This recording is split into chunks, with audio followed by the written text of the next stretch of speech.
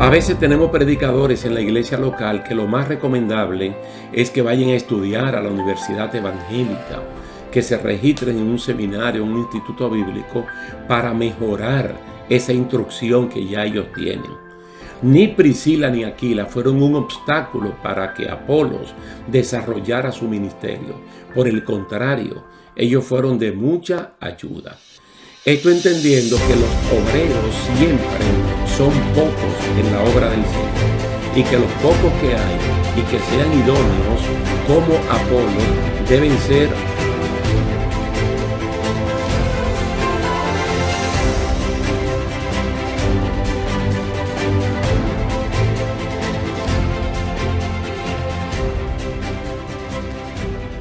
Dios me le bendiga, mis queridos hermanos. Es un placer estar de nuevo con ustedes para continuar estudiando la iglesia del Nuevo Testamento. Así dice el Nuevo Testamento, quiere decir que estamos dentro de lo que dice la Biblia y no dentro de ningún libro histórico. Nosotros quedamos en nuestra última ocasión que íbamos a ver al apóstol Pablo en Éfeso. Otra vez Pablo de nuevo en Éfeso, ya Apolo se fue para Corinto y entonces Pablo va a regresar aquí. Todo está en Hechos capítulo 19 y esta primera parte que vamos a ver, yo sí creo que es de mucha importancia, es de capital importancia en la iglesia del Nuevo Testamento y que debe ser defendido en este tiempo de la iglesia del siglo XXI. Es un punto doctrinal que tiene que ver con la recepción del Espíritu Santo y el bautismo trinitario. Vamos a ir de una vez a Hechos capítulo 19 y vamos a ver desde el versículo 1 hasta el versículo 10. Aconteció que entre tanto que Apolos estaba en Corinto, Pablo, después de recorrer las regiones superiores, vino a Éfeso y hallando a ciertos discípulos, les dijo: ¿recibisteis el Espíritu Santo cuando creísteis? Y ellos le dijeron: ni siquiera hemos oído si hay Espíritu Santo. Entonces dijo: ¿en qué pues fuisteis bautizados? Ellos dijeron: en el bautismo de Juan. Dijo Pablo: Juan bautizó con bautismo de arrepentimiento, diciendo al pueblo que creyesen en aquel que vendría después de él, esto es, en Jesús el Cristo. Cuando oyeron esto, fueron bautizados en el nombre del Señor Jesús. Y habiéndoles impuesto Pablo las manos, vino sobre ellos el Espíritu Santo, y hablaban en lenguas y profetizaban. Eran por todos unos 12 hombres. Y entrando Pablo en la sinagoga, habló con denuedo por espacio de 3 meses, discutiendo y persuadiendo acerca del reino de Dios. Pero endureciéndose algunos y no creyendo, maldiciendo el camino delante de la multitud, se apartó Pablo de ellos y separó a los discípulos, discutiendo cada día en la escuela de uno llamado Tirano. Así continuó por espacio de 2 años, de manera que todos los que habitaban en Asia, judíos y griegos, oyeron la palabra del Señor. Yo creo que este es un cuadro muy interesante, como le dije al principio, tanto para la iglesia del Nuevo Testamento, de los primeros 100 años del cristianismo, como para la iglesia del día de hoy, del siglo XXI. Pablo, como ya hemos visto, ¿verdad?, en esta secuencia, Pablo salió de Éfeso, se fue para Jerusalén porque él quería pasar allá la fiesta de Pentecostés. Entonces, saliendo Pablo, llegó a Apolos. Ahora Apolos sale para Corinto y Pablo va de regreso a Éfeso. Y entonces en Éfeso él halla a estos ciertos discípulos. La idea de Pablo al hacer esta pregunta, ¿recibisteis el Espíritu Santo cuando creíste?, era por la incertidumbre de la espiritualidad de estos ciertos discípulos. Es como que en el día de hoy uno no esté completamente seguro o de la madurez, del crecimiento o de qué es lo que cree alguien y uno le pregunta ¿a qué iglesia usted pertenece? Para uno tener una idea. ¿O de qué denominación es usted? Entonces ya más o menos, dependiendo de lo que estas personas contesten, la incertidumbre se puede desaparecer y uno estar claro. Es un hecho en un genuino creyente que el Espíritu Santo se recibe al momento de creer en Dios. Y para sorpresa de Pablo, estos discípulos fueron sinceros al decirle que ellos ni siquiera sabían que existía el Espíritu Santo.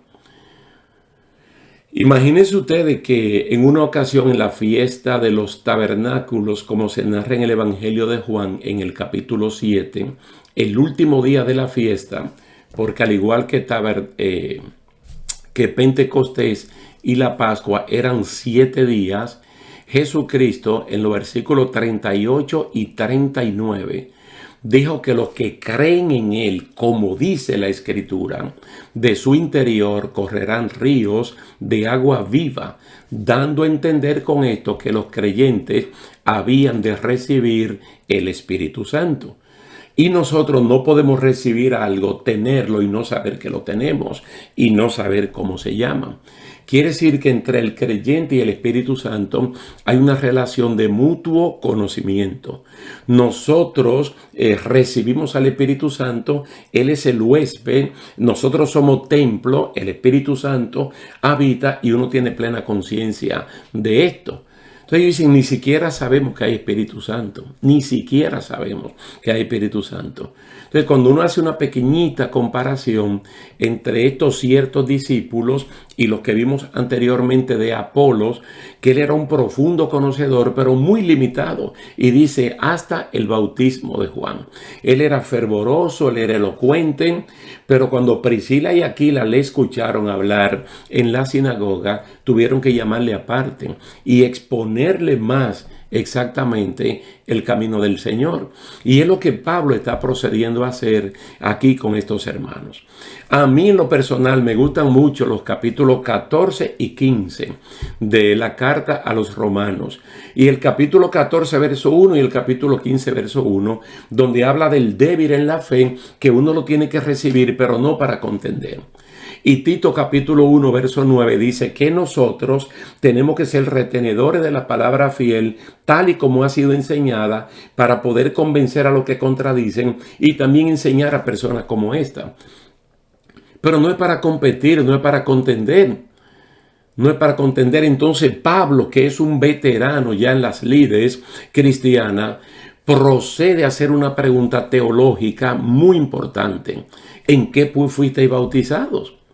La pregunta de Pablo va directo al asunto al preguntar ¿en qué nombre fueron bautizados?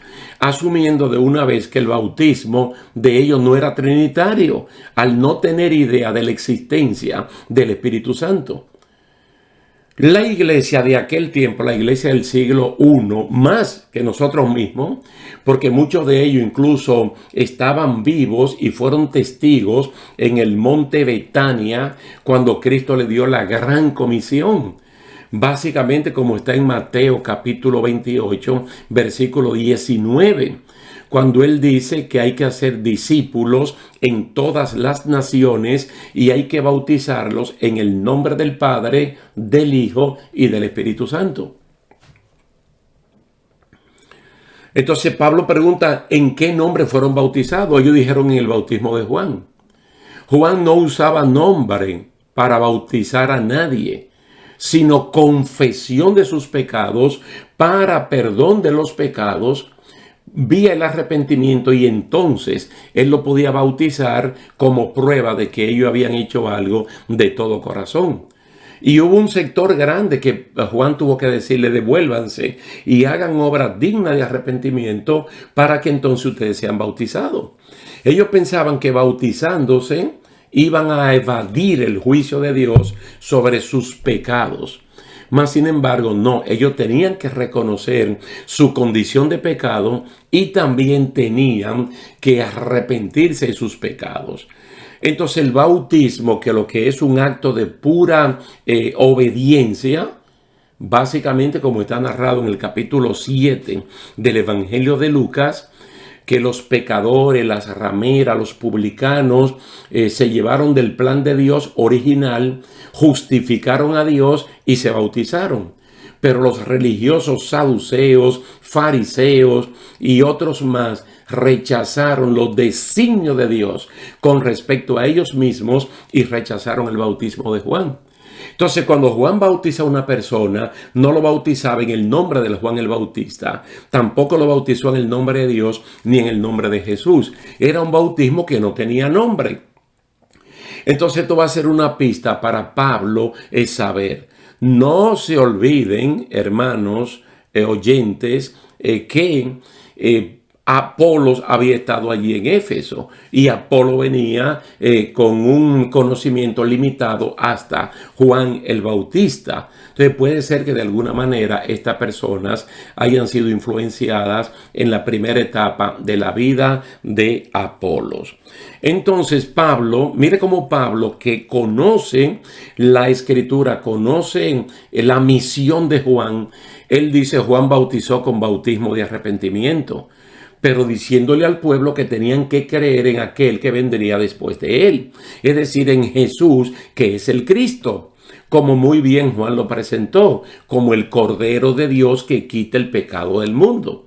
Entonces uno no se puede quedar limitado hasta Juan, sino que tiene que creer en aquel del cual Juan fue el precursor. Entonces dice que cuando ellos oyeron esto, cuando ellos oyeron la clarificación que le hizo Pablo, y no que Pablo comenzó a hablarle mal, ni a decir qué evangélicos son ustedes, qué cristianos son ustedes, simplemente la palabra de Dios, lo que estaba escrito, él clarificó. Lo mismo que hicieron Priscila y Aquila con Apolos, exponer el camino del Señor más exactamente. Lo mismo que hizo el doctor Lucas en el Evangelio de Lucas, capítulo 1, versículo 1, cuando él dedica el primer tomo a Teófilo, para que conozca a profundidad la verdad en la cual tú has comenzado. Tú has sido instruido. Entonces, cuando ellos escuchan esto, entonces ellos son bautizados en el nombre del Señor. Fueron bautizados en la fórmula que Jesús dijo que había que hacerlo, y no en el nombre singular de Jesús. No fue que Pablo ahora lo bautizó y le digo: yo a ustedes, después de haber confesado a Jesucristo como Señor y Salvador, los bautizo en el nombre de Jesús, porque no tiene sentido la pregunta que previamente él les hizo como para ahora bautizarlo en el nombre singular de Jesús, sino que los bautiza en la fórmula que Jesús enseñó básicamente en Mateo 28, versículo 19. Porque en Marcos 16, 15 y 16 solamente dice el que creyere y fuere bautizado. Pero ahí no te da la fórmula, sino que la fórmula aparece en Mateo capítulo 28. Una fórmula que de alguna manera lo vemos en el mismo bautismo de Juan, como está narrado en Mateo capítulo 3 y en el Evangelio de Lucas también. Que el día del bautismo de Jesucristo, quien lo va a bautizar es precisamente Juan. Jesucristo no tiene ningún tipo de pecado, no tiene que confesar nada, sino que él se está sujetando a la obediencia del Padre que quiere que él se bautice. Entonces, cuando Juan lo sumerge en las aguas, que Cristo sube, viene el Espíritu Santo en forma corporal de paloma y se asienta sobre él. Pero también se escucha la voz potente del Padre que le dice a Jesús: tú eres mi Hijo amado, en el cual tengo contentamiento. Entonces nosotros vemos la Santísima Trinidad en operación. Jesucristo, la segunda persona de la Trinidad, con dos naturalezas, la humana y la divina. El Espíritu Santo, cuya naturaleza es espíritu, pero en forma de paloma, y la potente voz del Padre, reconociendo a Jesucristo como un hijo obediente. Entonces Pablo los bautiza en el nombre de Jesús, pero no en el nombre singular de Cristo, sino en la fórmula que Jesucristo dijo que había que bautizar a los que creyesen en él. Y así tenía que ser.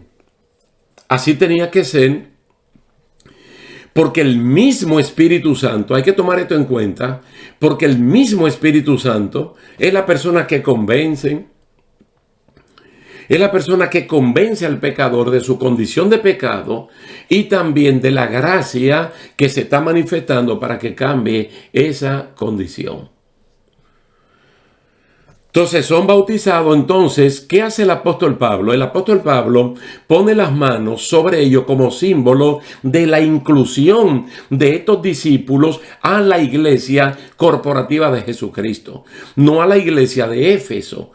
Porque aunque uno tiene membresía en una iglesia local, nosotros posteriormente o ulteriormente somos miembros del cuerpo de Jesucristo.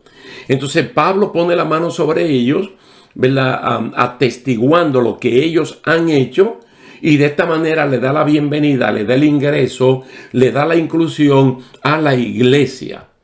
Entonces el Espíritu Santo viene sobre ellos y hablan en lenguas y profetizan como prueba de esa inclusión. Alabado sea el nombre del Señor.